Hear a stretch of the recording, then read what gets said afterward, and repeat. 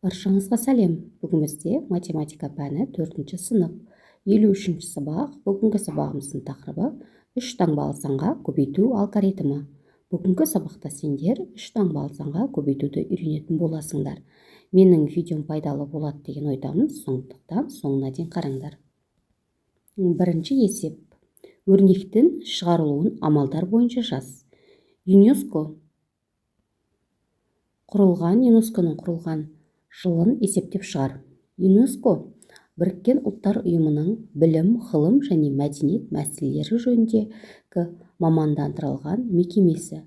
Оның жұмысына мәдениет және тарихи ескерткіштерді қорғау кіреді. Ал енді есепті шығаратын боламыз. 3651-ді 36-ға көбейтіп аламыз. Мәні бізде 131436 шығады. Екінші амал 1276-ны 28-ге көбейтіп аламыз. Мәні бізде 35728 шығады. Келесі үшінші амал бізде бірінші амал мен екінші амалды шыққан амалдардан азайтатын боламыз. 131436-дан 35728 азайтамыз. Шыққан мәні бізде 95708 шығады. Енді біз 95708-ден 93763-ді азайтатын боламыз. Сонда мәні 1945 шығады. Жалпы бізде осы ЮНЕСКО Біріккен ұлттар ұйымы 1945 жылы құрылды. Екінші есеп 1364 санын 2 таңбалы және 3 таңбалы санға көбейту тәсілдерін салыстыр. Ал енді мұқият қараймыз. Бізде 1364-ті 11-ге көбейтеміз және 1364-ті 211-ге көбейтеміз. Яғни 2 таңбалы 3 таңбалыға көбейтеміз. 2 таңбалы санға көбейтуді біз білеміз. Яғни біз 1364-ті бірлікке, яғни 1-ге көбейтіп аламыз. Одан кейін тағы біздің ондығымыз 1 деген бір ондық бар. Демек 1364-ті тағы да бір ондыққа көбейтіп аламыз. Көбейтіп алғаннан кейін шыққан мәндерін бір-біріне қосамыз. Сонда бізде 1364-ке 1364 қосқан кезде 15004 шығады. Бұл бізде 2 таңбалы санға көбейту. Ал енді 3 таңбалы санға көбейту. 1364-ті 211-ге көбейтетін болсақ, бірінші бірлікті 1364-ке көбейтіп аласыңдар. Ондық бізде бір ондық берілген, яғни бір ондықты 1364-ке көбейтіп аласыңдар. Және де 200-дікті 1364-ке көбейтіп аласыңдар. Шыққан сандардың барлығын бірлікті көбейткен кезде бірліктің астына, ондықты көбейткен кезде ондықтың астына, жүздікті көбейткен кезде жүздіктің астына жазып шығаратын боласыңдар. Бұл өте маңызды. Сондықтан дәл осылай жазып болғаннан кейін бір-біріне қосатын боламыз. Қосқаннан кейін амалды жазатын боламыз.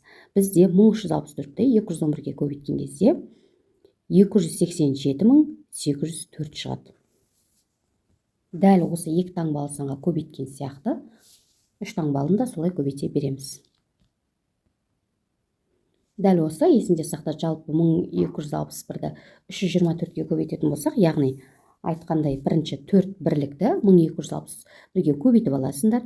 Одан кейін 2 ондықты 1261-ге көбейтіп аласыңдар. 300-дікті 1261-ге көбейтіп аласыңдар. Шыққан сандардың барлығын жазып, бір-біріне қосасыңдар. Міне біз сонда 3 таңбалы санға көбейтіп шығаратын боламыз. Осылай шығарамыз. Үшінші есеп бағанмен есепте. Міндетті түрде баған түрінде жазатын боламыз. 1235-ті 231-ге көбейткен кезде дәл солай бірлікті 1235-ге көбейтіп алған кезде 1235 шығады. 3 ондықты 1235-ге көбейткен кезде бізде 3705 шығады. 200-дікті 1235-ге көбейткен кезде 2470 шығады. Енді шыққан сандардың барлығын қосамыз. Сонда бізде 1235-ті 231-ге көбейткен кезде 285285 шығады. Міне осылай есептің барлығын шығаратын боласыңдар. Бірінші есепті өздерің шығарып алыңдар. Болғаннан кейін менің шығарған есебіммен өздеріңнікін салыстырыңдар. Төртінші есеп. Сызба бойынша өрнек құрастар және ондағы амалдардың орындалу ретін анықта. Бұл есеп бізге таныс, яғни біріншісінде біз 1488-ді 316-ға көбейтіп аламыз.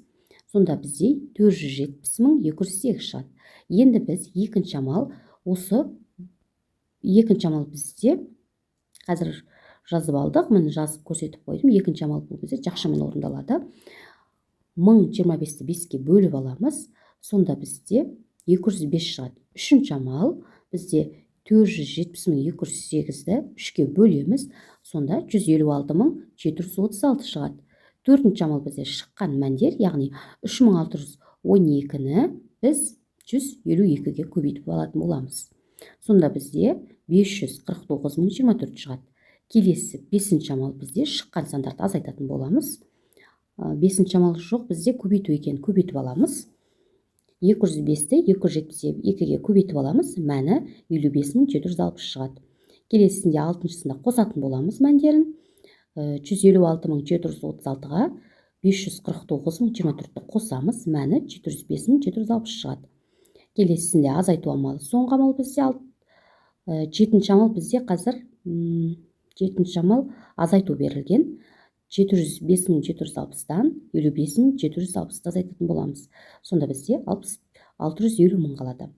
Жалпы бұл жерде сендерде өрнектің барлығы берілген. Сендер дәл солай өрнекті көрсетіліп тұр. Сендер осыны амал ретінде жазып алып, дәл осылай шығарыңдар. Бұл жерде 7 амал берілген. Ең бірінші амал оны білесіңдер, жақшадағы амал орындалады. Одан кейін жақшаның сыртындағы көбейтумен бөлу орындалады. Содан кейін барып қосумен азайту орындалады. 5-ші есеп енді күрделі есеп. Қалдықпен бөлуді орындап, міндетті түрде тексерулерін қажет. Яғни бөлуді көбейту арқылы тексереміз, қалдықты қосатын боламыз. 951.376-ны 29-ға бөлген кезде біз 95-тен қайырып аламыз. 29 95-те 3 реттен бар. Дәл осылай ретімен шығаратын боламыз. 951.376-ны 29-ға бөлген кезде 32.806 қалады. Бізде қалдық 2 қалдық қалады. Содан кейін 32.806-ны біз 29-ға көбейтіп аламыз. 951.374 шығады. Оған біз қалдықты қосатын боламыз, яғни 2 қалдықты. Сонда бізде 951.376 шығады. Міне осылай қалған есептің барлығын баған түрінде бөліп, міндетті түрде көбейтіп тексеретін боласыңдар. Арман 22 қыркүйекте дүниеге келген. Ол Сәуледен 60 күн кіші. Биылғы жылы Арманның туған күні сенбіге сәйкес келді. Сәуленің туған күні биылғы жылы аптаның қай күніне сәйкес келеді. Жалпы біз күнтізбелікті ашсақ болады. Телефоннан қарасаңдар болады күнтізбелікке. Және де 22 қыркүйек дүниеге келсе, одан 60 күнді шегеретін боламыз. Яғни бізде қыркүйектің алдында тамыз және шілде айлары бізде 31-не бітеді. Сондықтан біз 30 күнді алған кезде бізде Сәуленің туылған күні бізде 24 шілдеге сәйкес келіп тұр. Ал енді біз Сәуленің биылғы туған күні аптаның қай күніне сәйкес келетін табу үшін біз бірінші бір айда 60 күн бар, бір аптада 7 күн бар. Демек біз 60-ты 7-ге бөліп аламыз. Сонда бізде 8-де 4 қалдық қалады. Демек 4 қалдық деген сөз 4 күнді алып тастаймыз деген сөз. Жексенбіге түседі, жексенбіден бастап 4 күнді алған кезде бізде сәрсенбі күнге түседі. Демек Сәуленің биылғы туған күні сәрсенбіге сәйкес келеді деген сөз. 7-ші есеп. Ата-аналар балаларына белгілі бір сумаға жиһаз сатып әперді. Түбіртек бойынша әрбір балаға қандай жиһаз жинағанын, сатып әпергенін анықта. Арманға, Серікке, Айнаға, Бауыржанға жалпы бұл жерде барлығы мысалға Арман 45 бат, 33 теңге, Серік 115.540 теңге, Айна 164.699 теңге және де Бауыржан 82.192 теңге бізде жұмсады деген сөз. Енді бізде мына жерде Сәуле 172.732 деп тұр. Бұл жерде 732 мұнда әлия деп кеткен, кішкене оқулықтарда кішкене айырмашылық болып тұр. Сондықтан бірақ барлығы дәл осылай. Енді қазір біз әлия деп шығаратын боламыз. Енді бұл бізде 172.732 теңге жұмсады. Енді оған қараймыз, қандай заттар алуға болады. Жұмсақ жиһаз біздегі, одан кейін орындықты алды. Сонда жұмсақ жиһаз бен орындықты қосқан кезде 70.122 шықты. Енді оған төсек алды 20.033-ге және де шифонер алды 50.089-ға. Міне осылай қалған есептердің барлығын Арман қандай нәрселер сатып алды, Айна, Бауыржан осы қандай заттарды сатып алды, соны осыға қатыстырып қандай заттар алуы мүмкін, соны жазасыңдар. Мен мына жерде жазып көрсетті, мысалға серікті, айнаны, жалпы қандай заттар алғанын. Сендер де осылай дәл осы үлгі сияқты жазасыңдар. 7-ші есеп бөлу. Баған түрінде бөлетін боламыз. Өздеріңе ыңғайлы, өйткені баған түрінде бөлу. 39.330-ды 19-ға бөлеміз. Бұл жерде есепке назар аударамыз. Бұл есептер қалдықсыз шығарылатын есептер. Сондықтан біз 39.330-ды 19-ға бөлген кезде біз 19-ды дөңгелектеп 20 деп аламыз, 39-ды 40 деп аламыз. 40 санда 22 реттен бар, 2-ден береміз. 39-дан 38-ді азайтқан кезде 1 қалады. 1 жетпегендіктен 3-ті түсіреміз, жетпегендіктен тағы 3-ті түсіреміз. 2 санды қатарына түсіргендіктен 1 нөлді қоясыңдар. Енді бізде соңғы сан 3-тен аяқталу керек, яғни 9 жердегі нешем соңғысы 3-пен аяқталады. Бізде көбейту кестесіне қарайсыңдар, жақсы білсеңдер, бұл есепті өте жылдам шығара аласыңдар. 9 жердегі 7 бізде 23,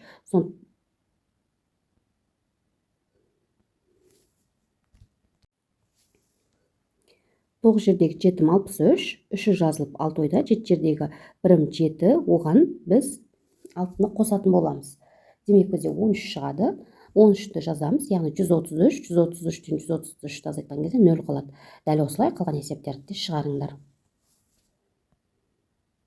9-ші есеп өте оңай есеп, яғни топтық жұмыс. Фигураны үлкен текшеге дейін толықтыру үшін қанша кіші текше қосу қажет? Бірінші біз үлкен текшенің ұзындығын, енін, биіктігін тауып аламыз, берілген текшедегіні. Сонда бізде үлкен текшеде жалпы 64 текше бар. Енді біздегі келесі кіші текшені толықтыру үшін жалпы бар текше екінші суреттегі. Бұл жерде 28 текше берілген. Енді біз 64-ке толықтыру үшін қанша текше керек екенін табу үшін 64-тен 28-ді азайтамыз. Сонда 36 болады. Демек бізде екінші суретте 36 кіші текшені қосу қажет деген сөз.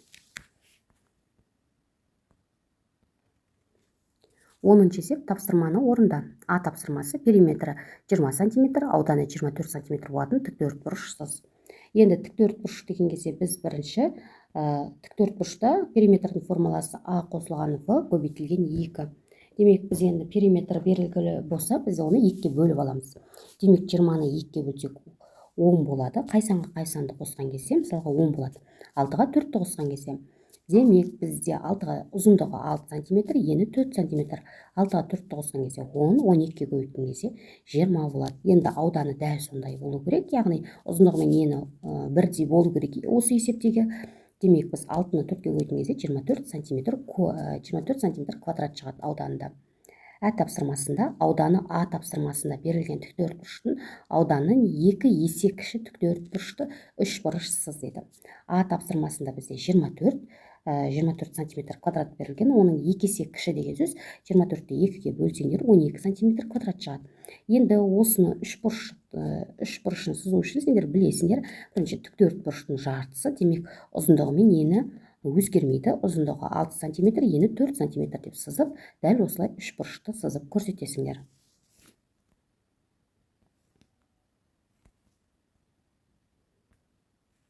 11-ші есеп, есепте яғни баған түрінде шығаратын боласыңдар.